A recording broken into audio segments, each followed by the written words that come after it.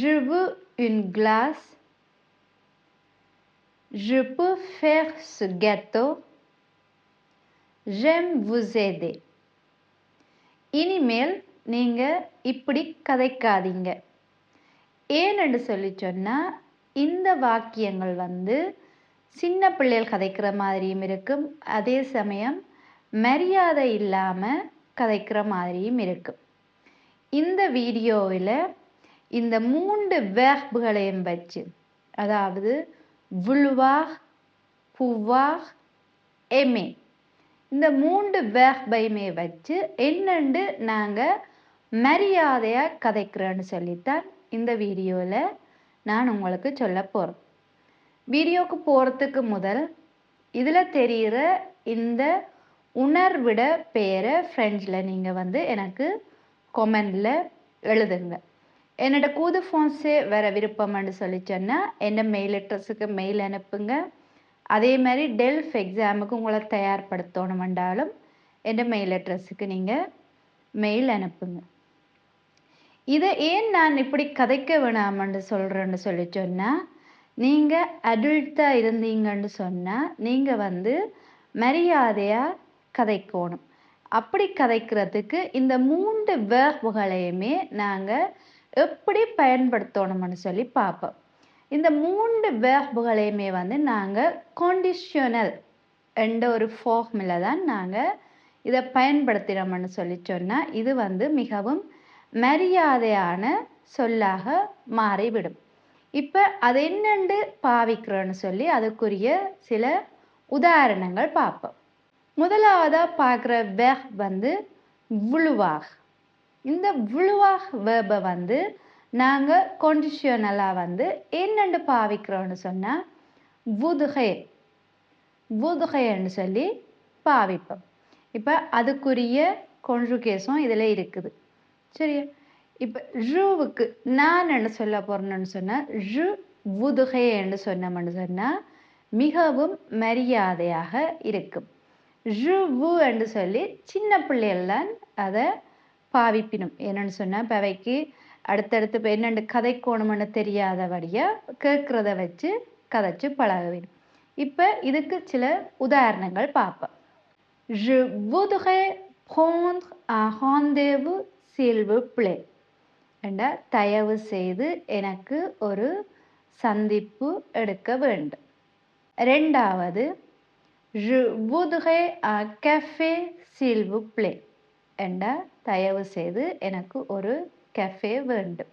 மூன்றாவது Je voudrais parler au responsable s'il vous plaît.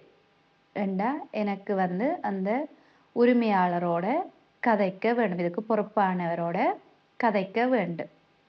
Je voudrais savoir si vous êtes disponible demain s'il vous plaît.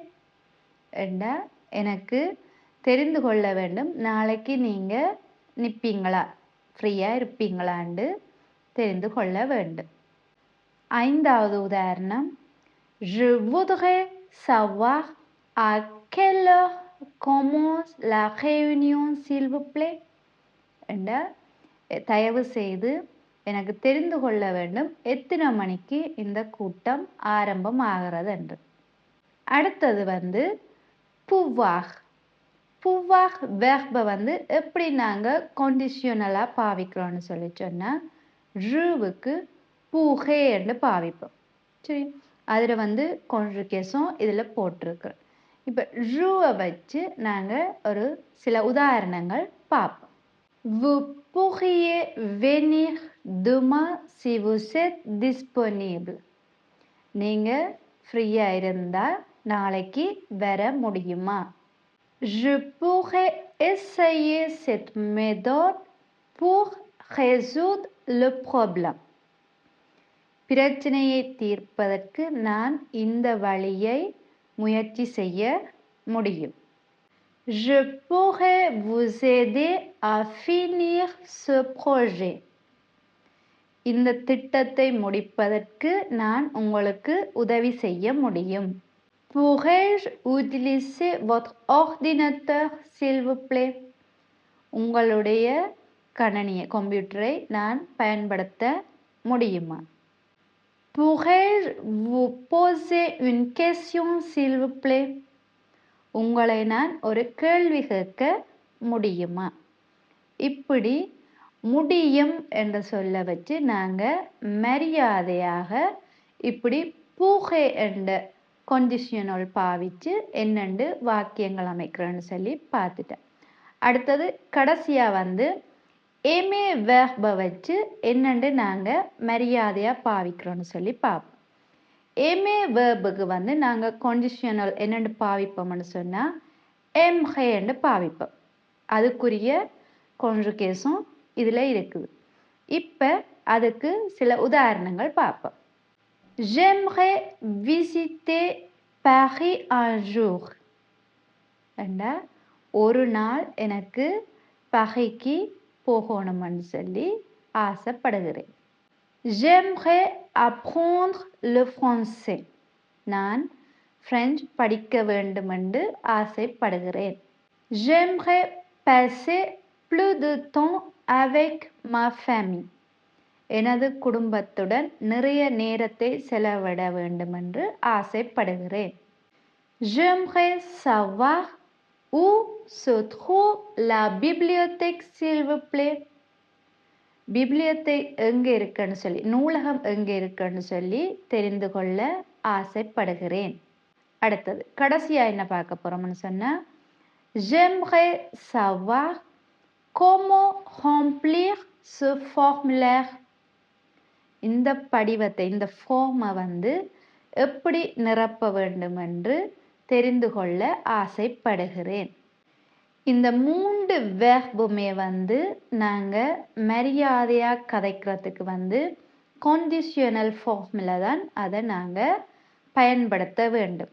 அதுலேயுமே நீங்கள் இன்னொரு விஷயத்தை கவனிக்கணும் வந்து இப்போ vouloir pouvoir aimer அதுகளை வந்து நாங்கள் சுஜைக்கு ஏற்ற மாதிரி ப்ரொனவுன் சுஜைக்கு ஏற்ற மாதிரி கான்ஜுகேஷன் பண்ணிட்டோம்னு சொல்லி சொன்னால் அதுக்கு அடுத்ததாக தொடர்ந்து வரப்போகிற வெர்ப் வந்து லாஃபினிட்டிவ்லாம் இருக்கும். இப்போ உதாரணத்துக்கு பாருங்க J'aimerais savoir என்றா ஏமே வெர்ப் வந்து தான் கண்டிஷனலாக வரைக்கும் j'aimerais என்று வருது. அதை தொடர்ந்து வர வெர்ப் வந்து லாஃபினிட்டிவ்லாம் இருக்குது. savoir என்று தான் இருக்குது. அதை நாங்கள் ஒருபோதும் கான்ஜுகேஷன் செய்கிறது இல்லை. இப்படியான வசனங்களை நீங்கள் பயன்படுத்தி இந்த 3 வேர்புமே கட்டாயமாக நீங்கள் மரியாதையாக கதைக்க போகிற இடத்துல வந்து பயன்படுத்த வேண்டிய வேர்புகள். இதை நீங்கள் பாவித்து இன்னும் உங்களோட நீவோவை வந்து உயர்த்தி கொள்ள பார்க்கணும். நீங்கள் சின்ன பிள்ளை மாதிரி ஜுவு ஜுப்பு என்று கதைக்காமல் இந்த கண்டிஷனல் பாவித்து நீங்கள் கதைச்சு கொஞ்சம் மரியாதையாக அதை சொல்ல பழகி கொள்ளுங்கள்.